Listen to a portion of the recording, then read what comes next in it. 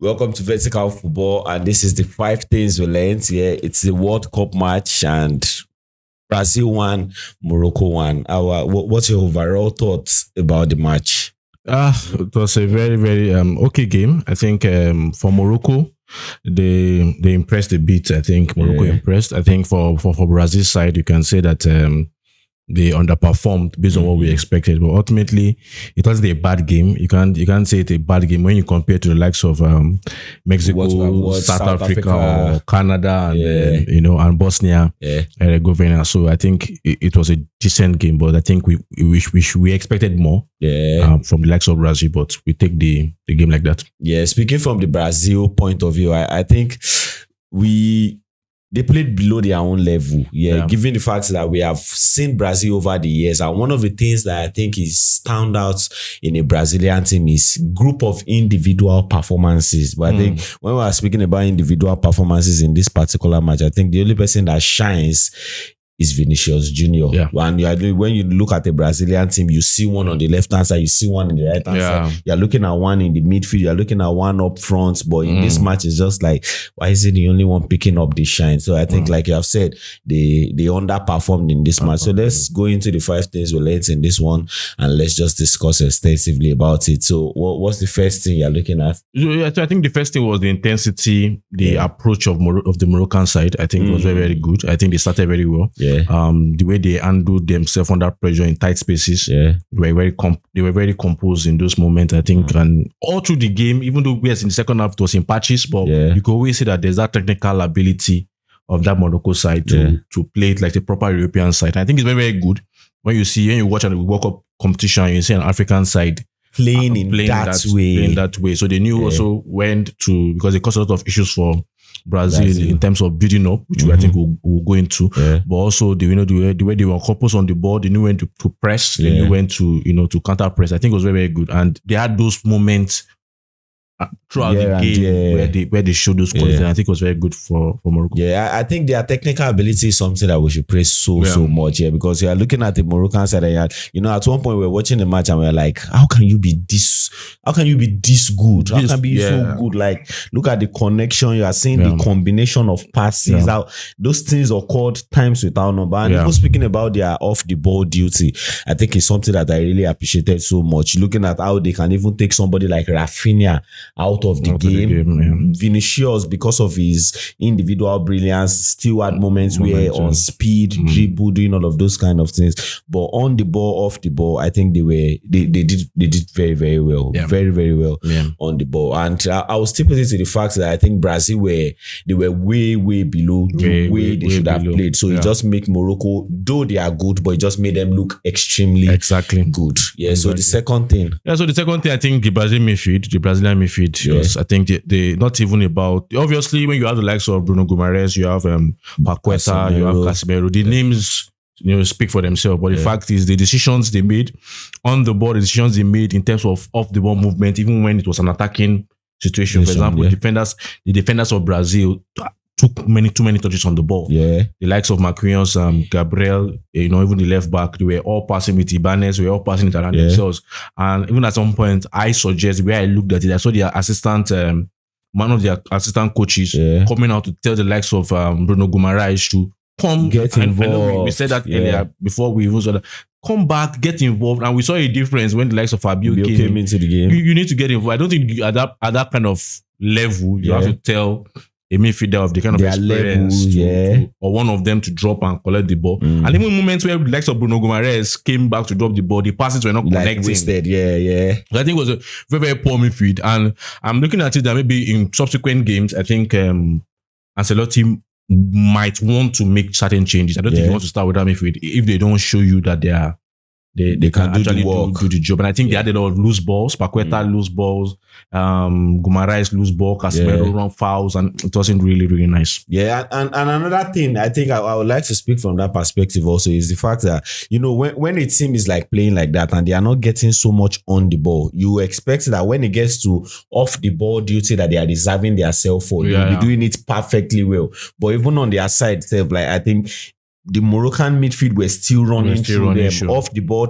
like defensive transition, it was just something that it was very easy for them to like play through them, run through them. So I think as much as they didn't get the on the ball part, because we looked at it, you're kicking the ball left, right. You can't really blame the defenders for doing that. What you want is somebody who come out, even if it's just one of them. And to be very honest, I didn't expect Casemiro to do that. I expected more of Bruno Guimaraes to come back, take the ball, and then it's funny that when you have three at your back and you are standing as the lone guy, you have protection behind, so you have the privilege and the option, the luxury to be able to punch it forward and help your team play ahead. So let's go into the third thing. So the third thing, I think the goal from must analyze that. The goal from Morocco, I think fantastic situation in terms of see what we're talking about, in terms of I think the ball was the wrong touch from Paqueta in terms of moments where he didn't handle the ball very well, and the likes of Morocco were sharp to understand those counter-pressing situations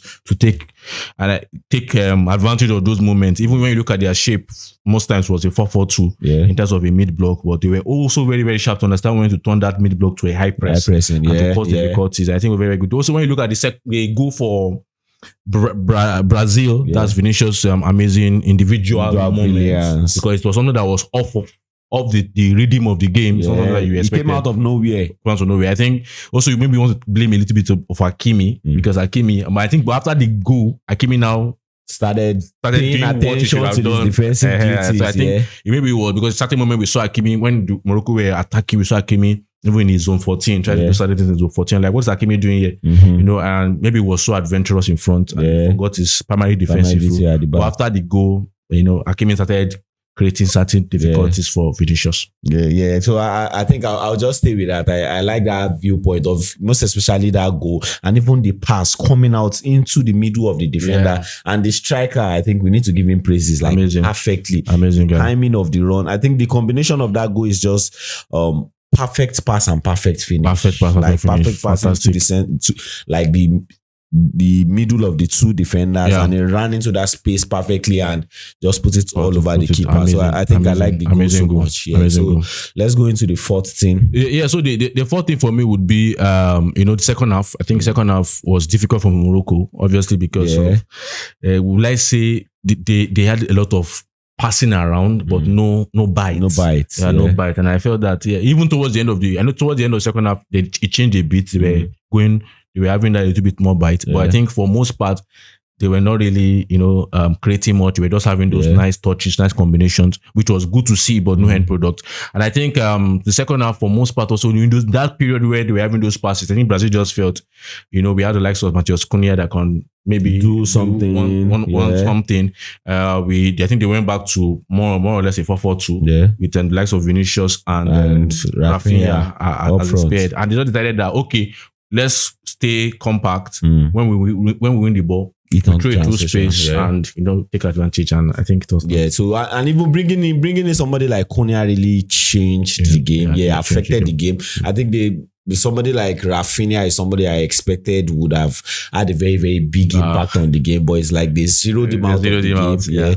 But somebody like Cunha coming into the game it was a very beautiful game for him, because if we are sitting deep, then he has space to play him behind. So is either carrying it or making passes that can set his other guys up front there. And the Luis Enrique guy, I think staying on the left hand side, I didn't really see much of the guy, but there are some substitutions that came into the second half that I think affected the game, like the Danilo Santos, that was so very nice. Boy, like that. Getting his touch, moving the ball ahead. Fabinho also doing so I think the substitution changed the second half for Brazil. So let's talk about the final thing. So the final thing for me, I want to give credit to a particular boy that I think Wadi, I think fantastic guy. 18-year-old guy, fantastic. I think that guy has a bright future ahead of him. I think he controlled. You can see that this guy is a controller. I think he controlled the game. I think he wasn't even feeling he wasn't on that tension. There was no pressure for him. And what I like about him, the way he received the ball, he received the ball well. The combination in terms of even the timing, knowing where to be to receive everything. Even sometimes when you feel maybe sometimes you feel he has made a heavy touch, before you know what happened, you would also say that maybe it wasn't even an heavy touch. It was just, normal, and he's always there too. I think it was fantastic. Even certain points, you see him occupying certain zones. Sometimes you see him occupying, being a third in the three that is beating up. I said at one point on the right, you see him in the center. You see him in different places. You see him even in moments where they counter pressing to recover the ball. Certain moments, I think fantastic, and I think he's a player we should watch out for. Maybe the golden boy. 18 years old. I think fantastic talent. But one of the things that I think I put it in my notes when I was watching the match is Brahim Diaz. I think he did too much in the match. Yeah, because that kind of style of playing, it's high risk, high reward. So if you are going in to go and do something like that, when it works, everybody's like, wow, this is genius. But when it does not work, it's just turnover majority of the time. And I think one of the issues that I have with him doing that thing is he does not know when to stop. So whenever he gets the ball, it's kind of like, I want to go and do that thing again. And that thing is just you moving the ball and wanting to run through 4 or 5 players, getting into the final third. Look for somebody either on the right or on the left, or drop some good pocket passes. But he himself just wants to carry the whole thing and go on to finish it. It's brilliant.